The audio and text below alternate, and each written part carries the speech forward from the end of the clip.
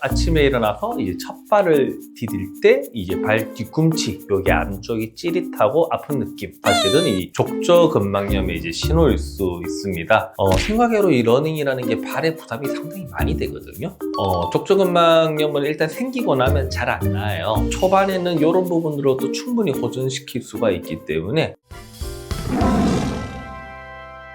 안녕하세요. 고품격 메디컬 예능 의학 정보 채널 힘내쇼 TV의 정동우입니다. 반갑습니다. 혹시 이런 적 있으신가요? 아침에 일어나서 이제 첫 발을 디딜 때 이제 발 뒤꿈치 여기 안쪽이 찌릿하고 아픈 느낌, 또는 이제 하루 종일 많이 서 있거나 걷고 난 뒤에 발바닥 자체가 뻐근하고 눌렀을 때 욱 하는 통증, 이런 증상을 느꼈을 때 내가 좀 피로하다라고 느끼고 싶을 수도 있겠지만 사실은 이 족저근막염의 이제 신호일 수 있습니다. 오늘은 이런 족저근막염이 왜 생기는지, 그리고 어떻게 관리해야 될까, 치료를 해야 될지에 대해서 얘기를 나눠보고요. 특히 이런 러너들이 왜 이런 게 더 위험할까 한번 꼼꼼히 한번 얘기를 좀 드려보겠습니다. 족저근막염이란 뭘까요? 이제 족저근막은 쉽게 얘기하면 이제 발바닥 아래쪽에 붙어 있는 길다란 이제 힘줄 같은 조직이고요. 이게 뼈에 달라붙는 지점에서 생기는 일단 염증성 질환, 그리고 나아가서는 이제 퇴행성 질환입니다. 이 족저근막은 이 발 뒤꿈치 뼈에서 시작을 해서 발가락 쪽으로 이제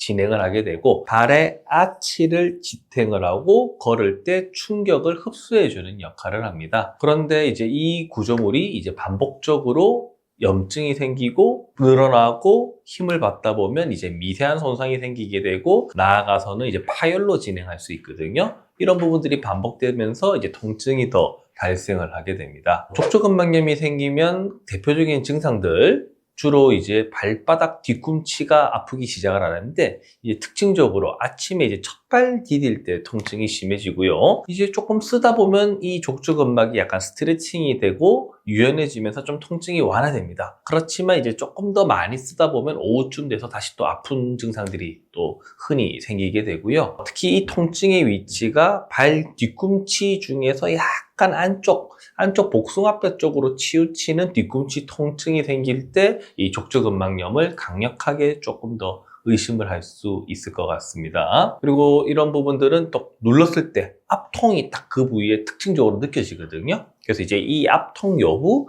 통증의 위치를 바탕으로 저희가 이제 생각을 하고, 왜 이런 특징을 생기냐면, 이게 발바닥이 밤새 움직이지 않으면서 강직이 생기고 굳어 있다가 첫 걸음이 생겼을 때 이제 당기는 힘이 작동을 하는 거죠. 이런 장력이 생기고 난 이후에 미세한 손상들이 생기면서 염증 반응이 자극되기 때문에 증상이 좀 더 심해질 수 있겠습니다.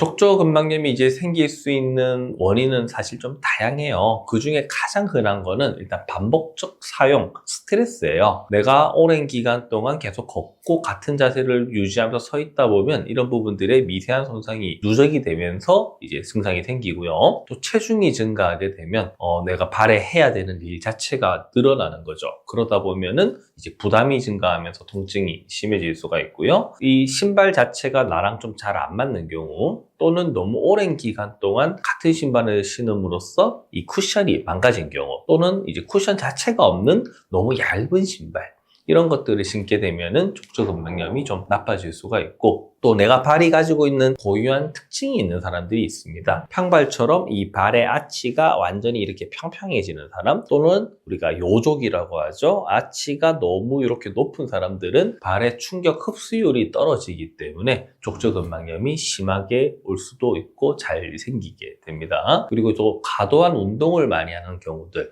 내 몸이 아직 준비가 안 됐는데 특히 요즘에 유행하는 어떤 러닝을 많이 하다 보면 족저근막에 무리가 생기면서 족저근막염이 올 수 있습니다. 앞서 말씀드렸던 이 러닝이 족저근막의 하나의 원인이 될 수 있다고 말씀드렸는데, 요즘 정말 러닝 많이 하시죠? 그래서 건강을 위해서 시작한 운동이 오히려 통증을 부르는 경우가 많은데, 생각외로 이 러닝이라는 게 발에 부담이 상당히 많이 되거든요. 반복적으로 이제 충격이 되는 동작을 짧게는 10분, 길게는 2시간 이렇게까지 뛰시다 보니까 이게 반복적으로 가해지는 충격으로 인해서 족저근막염이 나빠지는 경우가 많고, 특히나 이 초보 러너분들한테서 이런 문제가 더 많이 생기는데, 운동량을 갑자기 늘리는 경우, 그리고 적절하지 않은 신발, 우리가 러닝화가 아닌 일반 운동화를 신고 이제 운동을 하는 경우, 또 욕심이 앞서서 충분한 스트레칭을 하지 않고 바로 또 러닝에 임하는 경우, 이런 경우에는 이제 족저근막에 과도한 부하가 가해짐으로써 족저근막염이 쉽게 생기게 되는 것이죠. 그렇기 때문에 이제 러닝을 좋아하시는 분들은 한 가지 좀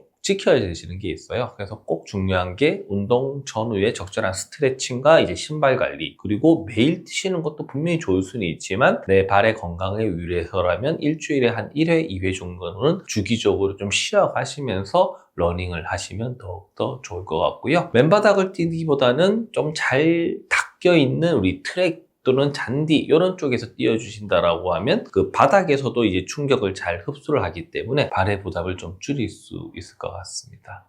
족저근막염 치료는 대부분 비수술적 치료를 하시는 거예요. 첫 번째 제일 중요한 거는 일단 스트레칭입니다. 발에 걸리는 족저근막 자체의 부하를 스트레칭을 통해서 계속 늘려줘가지고 충격을 흡수하는 능력을 키우고 통증을 줄이고 염증을 개선시킬 수가 있거든요. 스트레칭하는 법은 워낙 다양해요. 단순히 이제 발 자체를 당겨서 늘려주는 스트레칭부터 아킬레스건까지 같이 늘려주는 벽 밀기 운동과 같은 다양한 스트레칭을 통해서 좀 개선시켜 볼 수가 있고요. 그리고 운동 전후에 마사지, 그리고 아이스팩 이런 것들을 통해서 운동 직후에 걸려있던 부하를 좀 줄여주는 것들이 가장 좋은 방법이고, 나중에 조금 더 지나고 나서는 따뜻한 찜질이나 족욕을 통해서 발의 피로를 풀어주는 것도 좋습니다. 그리고 너무 아플 때는 이제 진통소염제나 물리치료 같은 것들을 통해서 좀 개선을 시켜본다 하는 방법도 있고요. 조금 더 나아가서는 이제 주사치료나 아니면 충격파 치료 같은 걸 통해서 조금 더 만성화되어 있는 족저근막을 집이 아닌 병원에서 조금 치료하는 방법도 있고요. 내 몸에 맞는 깔창을 사용함으로써 발의 피로도를 줄여주는 방법도 좋은 선택인 것 같습니다. 하지만 이제 이런 노력에도 불구하고 통증이 개선되지 않는 경우는 드물게 수술적 치료를 하게 됩니다. 수술적 치료라고 하는 부분들은 이 두꺼워져 있는 족저근막이 나중에는 심해지면 파열까지 가거든요. 이러다 보면 쉽사리 염증이 가라앉지 않고 계속 아프기 때문에 저희가 상처가 생기고 두꺼워져 있는 족저근막을 조금 찢어주고 청소함으로써 오히려 족저근막을 늘리고 염증을 깔아앉히는 방법으로 수술을 하게 되는데, 대부분의 수술은 요즘에는 이제 내시경을 통해서 합니다. 절개할 필요 없이 내시경을 통해서 한다면 간단하게 이 족저근막이 잘 낫지 않는 부분들을 개선시킬 수 있는 방법이 있으니까, 너무 힘든 사람들은 이제 이런 쪽까지 이제 치료를 고려한다 생각하시면 될 것 같고요. 족저근막염은 일단 생기고 나면 잘 안 나아요. 왜냐하면 이게 일종의 퇴행성 과정이다 보니까 애초에 생기지 않는 게 가장 중요해서 예방법이 중요합니다. 첫 번째는 이제 스트레칭을 주기적으로 내 운동 전후 일어나서 주무시기 전에 이럴 때 전부 다 루틴을 만들어서 스트레칭을 주기적으로 해주시는 게 가장 중요할 수 있고요. 그리고 수시로 이제 발을 좀 마사지, 스스로 좀 주물러서 뒤꿈치 쪽을 좀 문질러 준다든지 이런 마사지도 큰 도움이 되고요. 그리고 내 발에 맞는 신발을 찾아서 러닝과 운동하실 때 잘 사용해 주시면 좋겠고, 특히나 피해야 할 부분들이 우리 플랫 슈즈처럼 뒤쪽에 이제 충분한 흡수를 할 수 없는 딱딱한 신발들이 있죠. 그리고 구두와 같이 애초에 충격의 흡수 기능이 없는 신발들, 이런 것들은 좀 최대한 피하고 내 몸에 잘 맞는 운동화를 신어 주시는 게 가장 좀 도움이 될 것 같고요. 그리고 체중 관리를 통해서 발에 걸리는